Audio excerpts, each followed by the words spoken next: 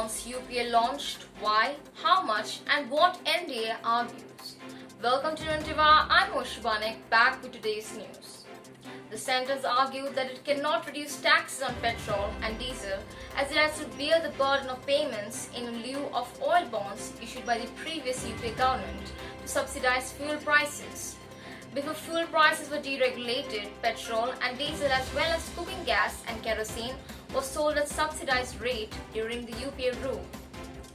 Instead of paying direct subsidy to oil marketing companies from the budget, the then government issued oil bonds totaling Rs 1.34 lakh crore to the state fuel retailers in a bid to contain the fiscal deficit.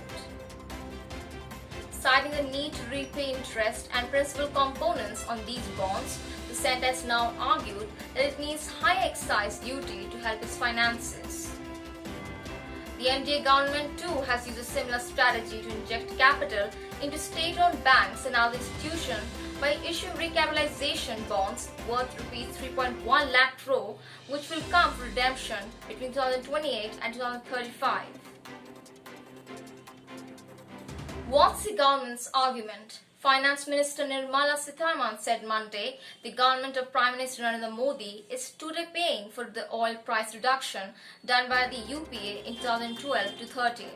Look at the trickery, she said, noting that the previous government had cut taxes on fuels but left the current government with oil bonds. We don't do so many tricks like the UPA government. They issued oil bonds for which the principal amount is over 1 lakh crore, and for the last 7 fiscals, the government has been paying over Rs 9,000 crore interest annually. If I did not have the burden to service the oil bonds, I would have been in a position to reduce excise duty on fuel, she said. Why were oil prices deregulated and how it has impacted consumers? Fuel price decontrol has been a step-by-step exercise, with the government freeing up prices of aviation turbine fuel in 2002, petrol in 2010 and diesel in 2014. Prior to that, the government would intervene in fixing the price at which retailers were to sell diesel or petrol. This led to under-recoveries for oil marketing companies, which the government had to compensate for.